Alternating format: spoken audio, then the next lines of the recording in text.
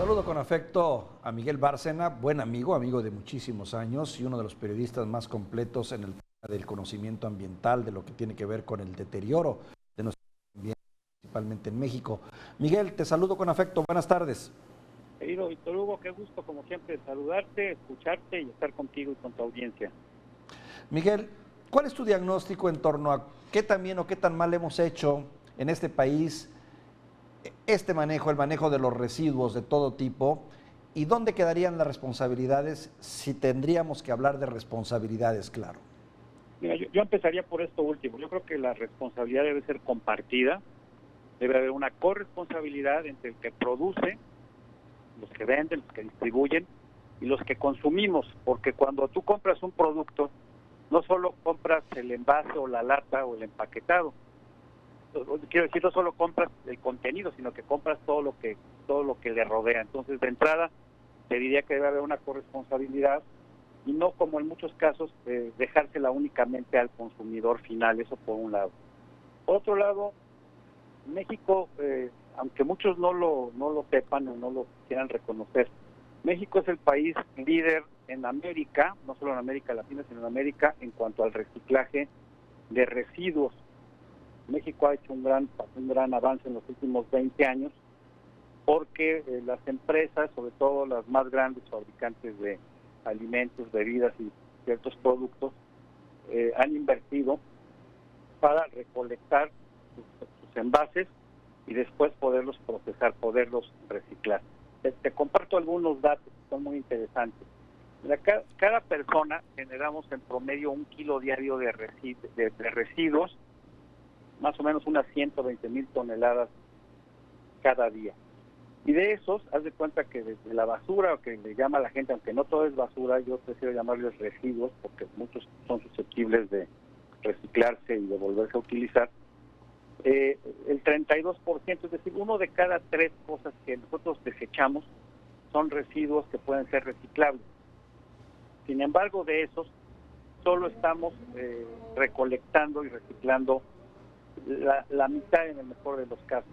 Es decir, hay un potencial muy grande para que a través de la cultura, a través de la información, la gente sepa que debe de poner un mayor énfasis en separar, clasificar, para poder reciclar los residuos, porque además tienen un valor, Víctor Hugo. La gente, todos conocemos a los ordenadores, gente que vive precisamente de separar, clasificar y después vender estos residuos, ya sean botellas de plástico, el famoso PET, empaques, cartón, periódico, aluminio, etcétera, y pues obtienen un ingreso importante por la venta de ellos. Mira, yo te pongo un ejemplo. Aquí en tu casa, cada 2 meses voy a un centro de acopio, llevo todo el papel, el cartón, el plástico y lo entrego.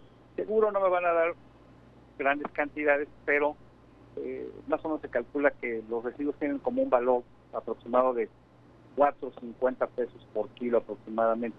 Digo, no es mucho lo que uno va a recibir, pero sí es mucho lo que uno aporta para evitar que esos residuos terminen en las calles, en las coladeras, taponando el drenaje y finalmente terminen en los ríos, en los cuerpos de agua y sobre todo en el océano. De entrada yo te podría compartir estos datos y sobre todo la importancia de que cada vez la gente tenga una mayor participación.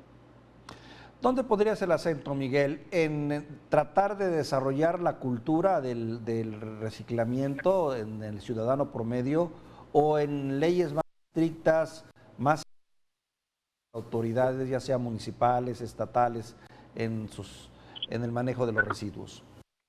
Mira, se requiere, como te decía primero, información, se requiere mucha participación de la ciudadanía, pero también se requiere que haya una legislación uniforme en todo el país, porque los estados, cada uno tiene sus propias leyes, sus propios reglamentos, y eso tampoco le da certeza a la industria, pues porque tendría que estar cumpliendo con un montón de requisitos dependiendo del estado en el que están. Por eso es muy importante que se cuente a la brevedad con una legislación federal al respecto, Víctor Hugo.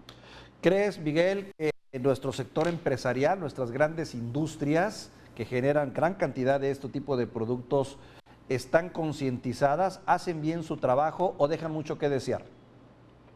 Pues mira, ha ido creciendo la conciencia ambiental entre los empresarios, entre los industriales. De hecho, hay una agencia ambiental sin fines de lucro que se llama ECOCE, que es financiada precisamente por los grandes fabricantes, por los grandes productores de alimentos y bebidas. Ellos aportan cantidades importantes cada mes para reciclar, para recolectar y para después reciclar en varias plantas que hay en el país y que son precisamente financiadas por ellos. Precisamente gracias a este esfuerzo de los industriales es que México, como te decía, es el líder en América Latina. Esto ha crecido mucho en las últimas 2 décadas, tiene que seguir creciendo, pero no lo vamos a lograr si no hay una corresponsabilidad, como te decía al principio, porque para la gente desafortunadamente es muy fácil comprar un refresco, un agua embotellada, cualquier producto empaquetado y pues simplemente tirarlo en el bote de basura o en la calle, cuando debería haber una cultura precisamente de la separación para que todos podamos tender hacia lo que se conoce como la economía circular, en donde las materias primas con las que se elaboran los productos no pierden su calidad, se mantienen dentro de la cadena productiva una y otra vez, y sobre todo lo más importante es que si logramos incrementar este volumen de reciclaje, entonces vamos a tener una menor demanda de productos naturales, vamos a consumir, vamos a dejar de utilizar cantidades importantes de energía para la transformación. Por eso es muy importante que todos insistamos en esto, en el tema de la economía circular. Miguel, tú eres un periodista que ha recorrido todo el país en este tema. He tenido yo también la oportunidad, incluso de hacerlo contigo en algunos de nuestros trabajos periodísticos.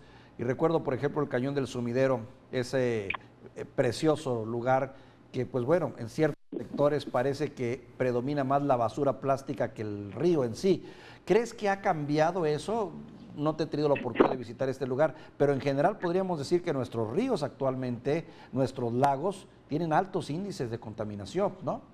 Sí, precisamente por esta cultura de lo desechable, ¿no? De comprar todos estos productos y después tirarlos y sin ningún cuidado, sin ser responsables.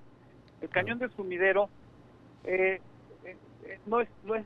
grave, no tanto como parece. Lo que pasa es que hay que recordar que en los márgenes del río, sobre todo en las zonas altas, viven varias comunidades, están en asentamientos irregulares, porque hay que recordar que es un área natural protegida y no deberían de estar ahí.